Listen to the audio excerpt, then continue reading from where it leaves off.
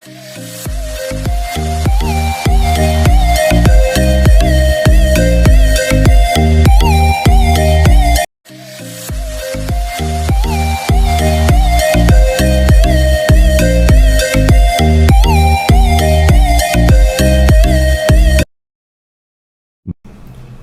વિદ્યાર્થી મિત્રો, આપ સૌ મજામાં હશો. હું કડીવાર રાધિકા આજના ઓમ શાંતિ વિદ્યાલયના ડિજિટલ ક્લાસમાં આપનું હાર્દિક સ્વાગત કરું છું. આજે આપણે વિષય ઇંગ્લિશ એમાં આપણું યુનિટ 2 છે થિંગ્સ અરાઉન્ડ અસ. બરાબર? તો કે અગાઉ આપણે યુનિટ 1 છે એ શીખી ગયા. તો ગેટ અપ એન્ડ ડાન્સ આપણું યુનિટ 1 હતું. તો એમાં આપણે એક્શન વર્ડ્સ એટલે કે ક્રિયાપદો અને બોડી પાર્ટ્સ એટલે કે આપણા શરીરના બાહ્ય અવયવો વિશેની માહિતી આપણે યુનિટ 1 માં શીખ્યા.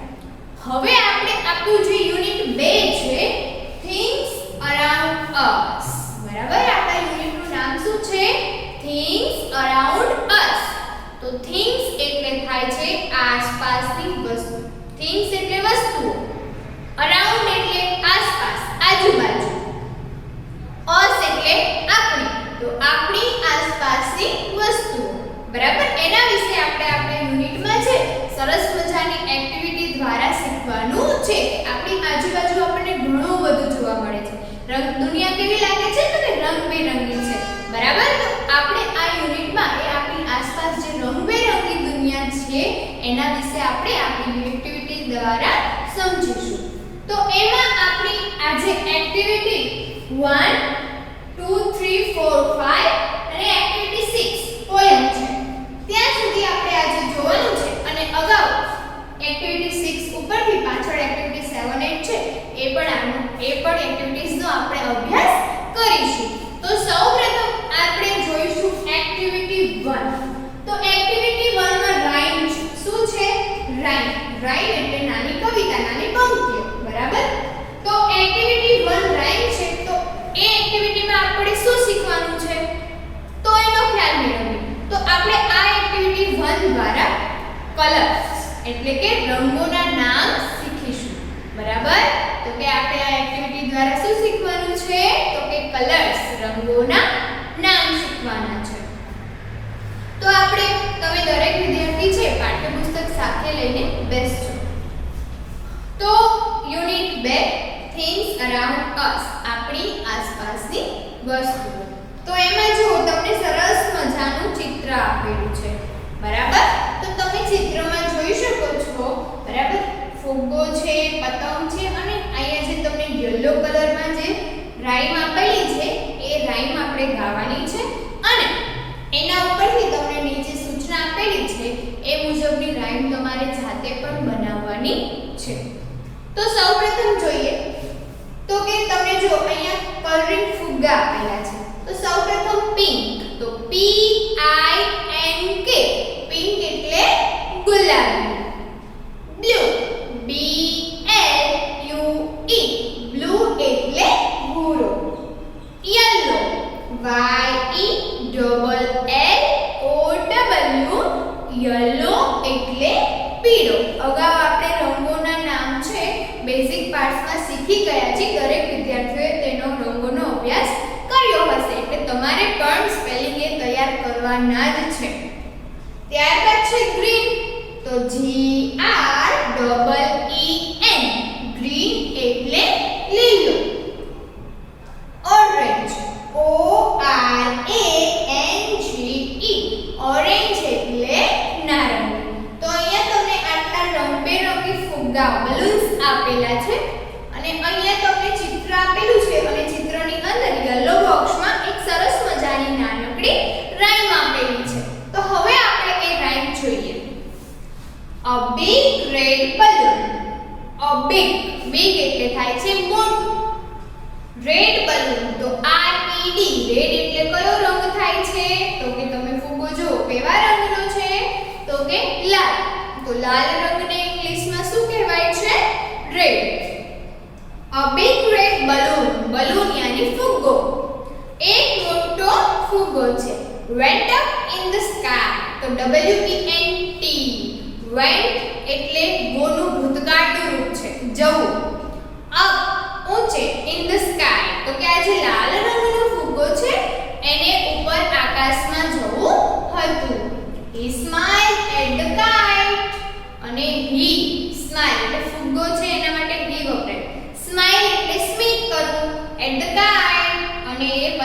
સામે હલકું સ્મિત કરે છે એન્ડ સેડ ગુડબાય.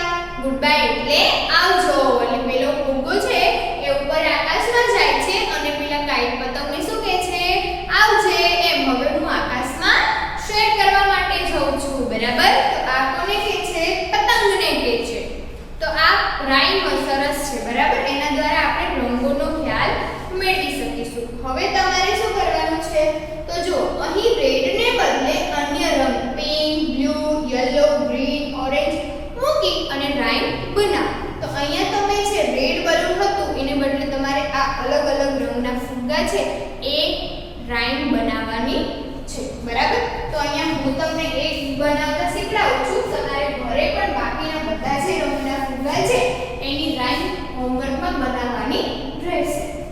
તો જો સૌપ્રથમ લખીશું આપણે અ બી. તો જો તો હવે આપણે કયો કલર લેશું? તો અહીંયા રેડ રંગ લીધેલો છે. આપણે હવે પહેલા નંબરનો ફુગ્ગો કયો છે? પિંક. તો આપણે લખીશું અ બિગ પિંક balloon. બરાબર? અ પિંક balloon. પછી went up in the sky. Went up in the sky.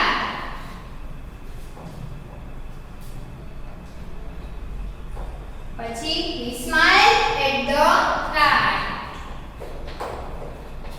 He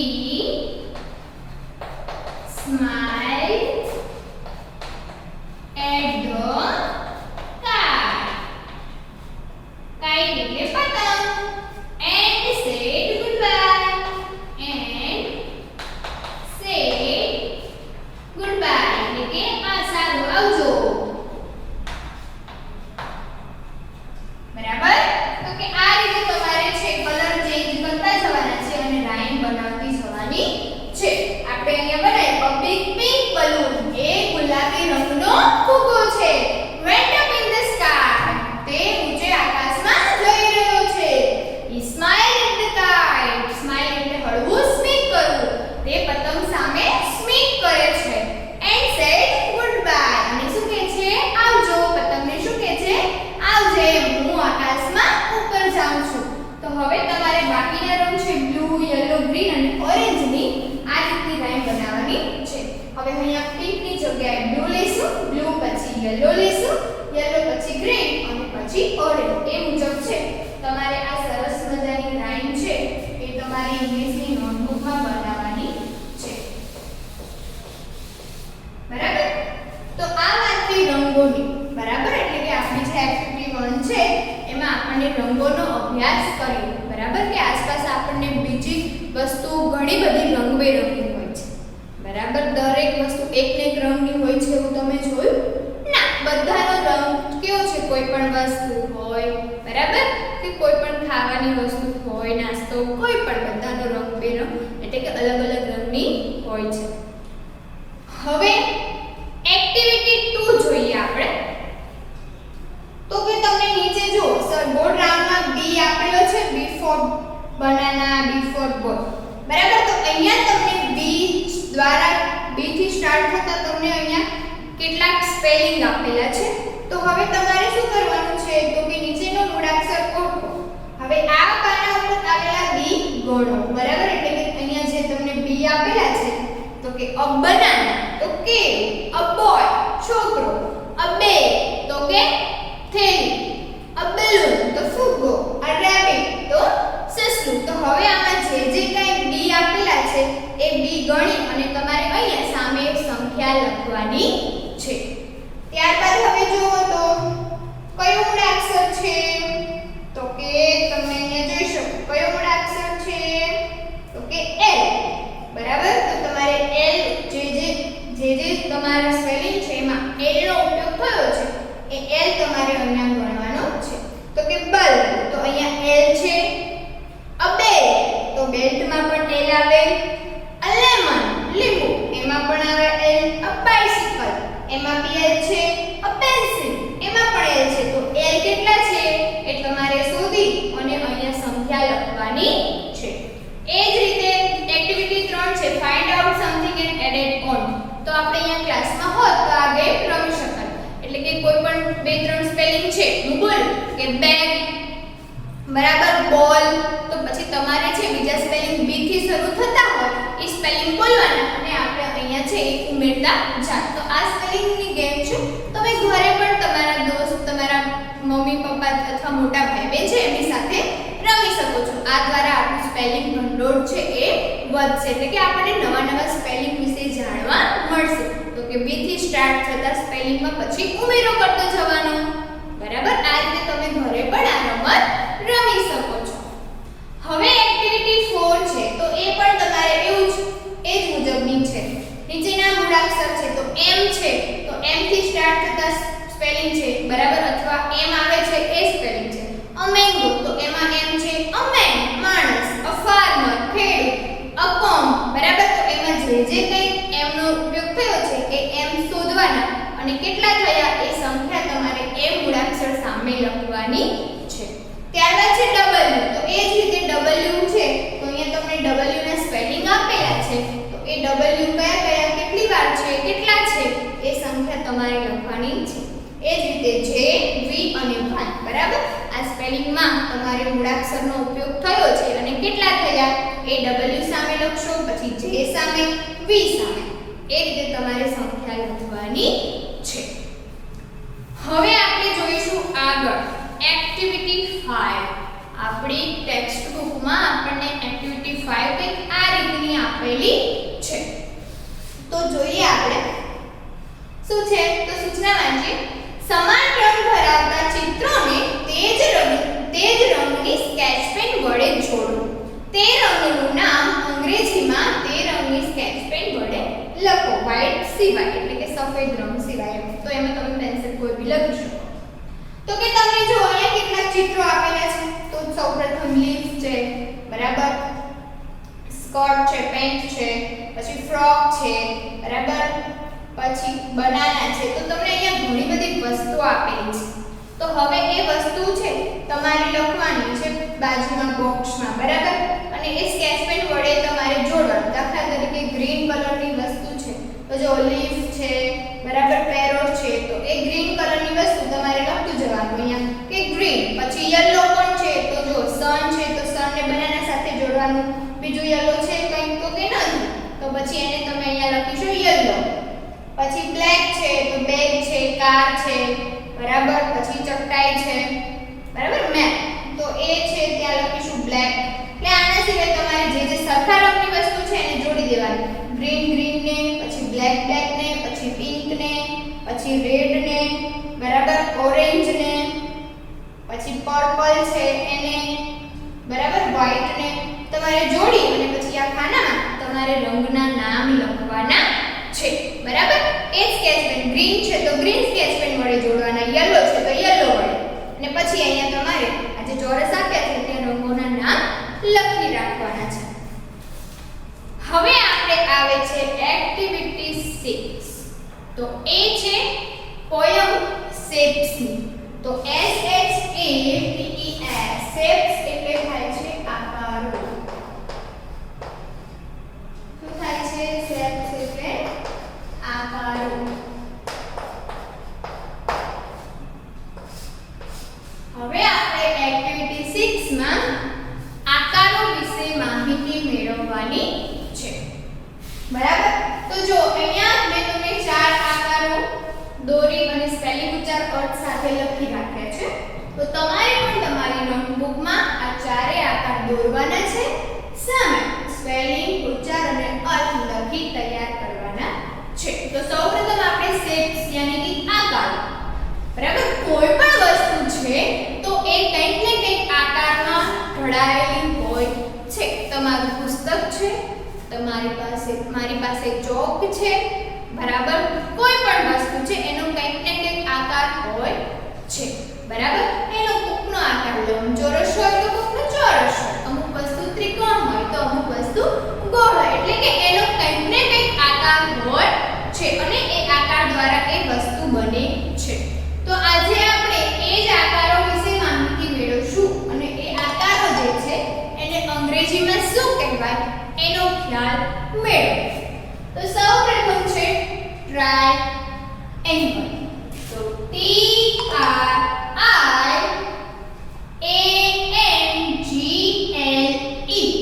triangle એટલે ત્રિકોણ. ત્યારબાદ છે સ્ક્વેર એટલે કે ચોરસ.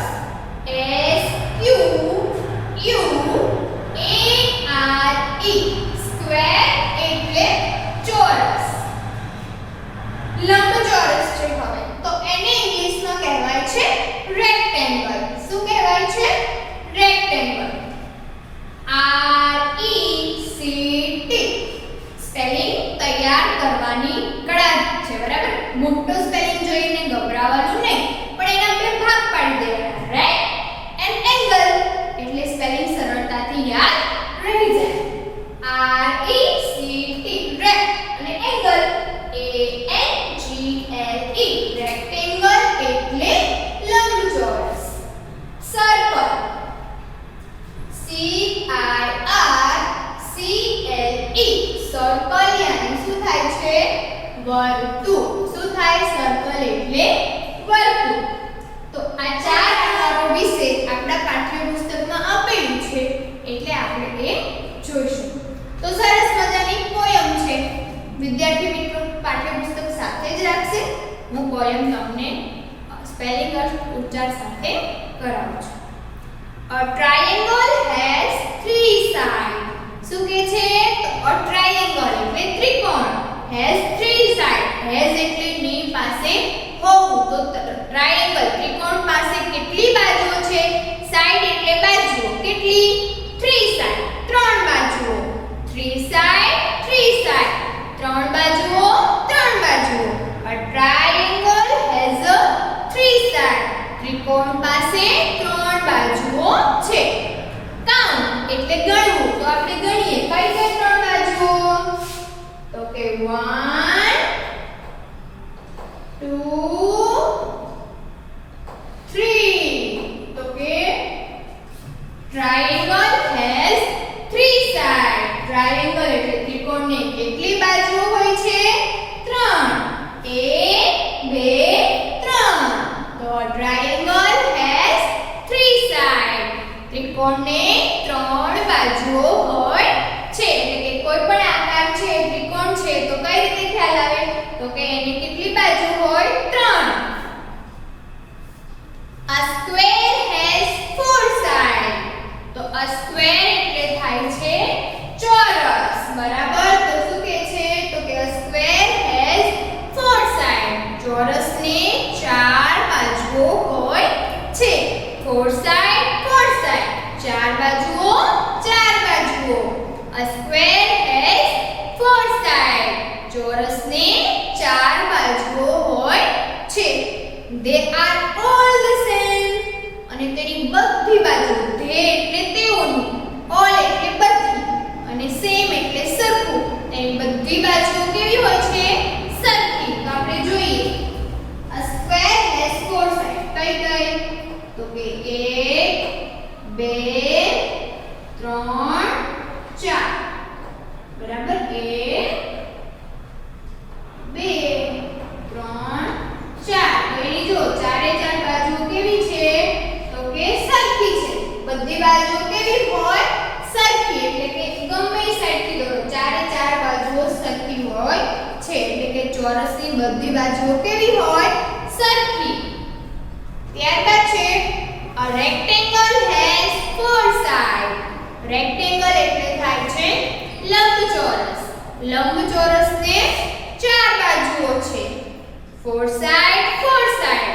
4 બાજુઓ 4 બાજુઓ. A rectangle has 4 sides. Rectangle એટલે કે લંબચોરસને 4 બાજુઓ હોય છે. Too short and too long. Too short. તો કે બે બાજુઓ કેવી હોય છે? ટૂંકી. 1 અને 2. બરાબર? 1 2. Too short. બે બાજુઓ કેવી હોય? ટૂંકી. SHORT. શોર્ટ એટલે ટૂંકું. બે બાજુઓ ટૂંકી હોય છે અને બે બાજુઓ લાંબી હોય છે. આ 1 2 એટલે કે બે બાજુઓ લાંબી અને બે બાજુઓ ટૂંકી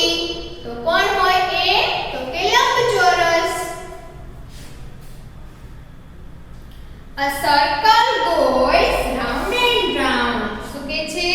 તો a circle એટલે થાય છે વર્તુળ. A circle goes round and round એટલે કે વર્તુળ છે એ ગોળ અને ગોળ છે, બરાબર? Round and round, round and round. ગોળ અને ગોળ, ગોળ અને ગોળ.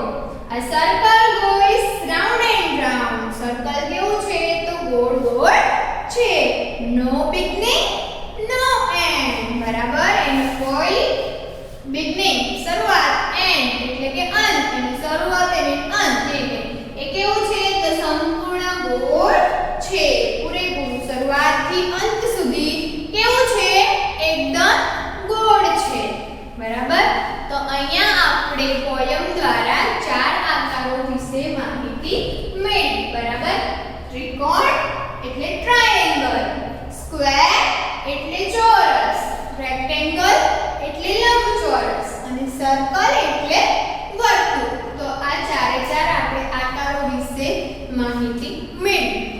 તમારે પણ તમારી આસપાસ જોવા મળતી આકાર, આ ચાર આકારની વસ્તુઓ જે છે 5-5 સ્પેલિંગ તમારે લખવાના રહેશે નોટબુકમાં. દરેક વિદ્યાર્થીને હોમવર્ક આપો એ નોંધ કરતું જવાનું છે. હવે આગળ આપણે એક્ટિવિટી 6 ઉપરથી 7 અને 8 જોઈએ. તો એક્ટિવિટી 7 છે, નીચેનું ચિત્રનું વર્ણન તમારા શિક્ષક પાસેથી સાંભળો અને તેમાં શેપ્સની સંખ્યા ગણો, લખો અને રંગ પૂરો. તો અહીંયા જો તમને એક સરસ મજાનું ચિત્ર આપેલું છે. તો હવે તમારે ચિત્રમાં આ ચાર આકાર છે, ત્રિકોણ, સ્ક્વેર, રેક્ટેંગલ અને સર્કલ.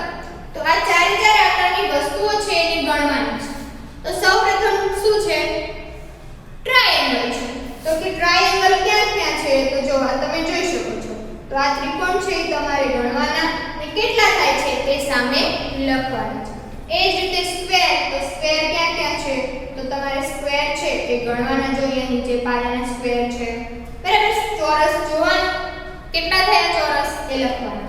રેક્ટેંગલ, તો ચિત્રમાં રેક્ટેંગલ કેટલા છે ગણવાના, બરાબર? અને લખવાના. સર્કલ, તો ગોળ કેટલા છે? તો 1 2 3 4 5 6 એમ ગોળ કેટલા છે એ લખવાના અને કેટલા થયા સામે તમારે એના સંખ્યા લખવાની છે.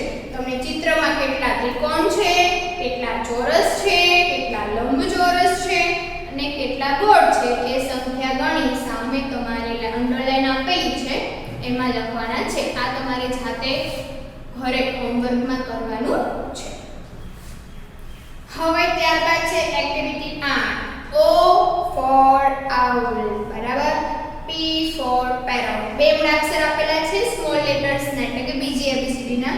તમારે O છે, બરાબર? તો તમને આપ્યું છે મૂળાક્ષરમાં તો a door, of an office, an orange, an owl, a donkey. Door એટલે દરવાજો, office એટલે ઓફિસ, an orange નારંગી, an owl, બરાબર? સ્વરથી સ્પેલિંગની શરૂઆત છે, ઓ સ્વર છે એટલે એની આગળ આર્ટિકલ એ એન આવ્યો. a donkey એટલે ગધેડો.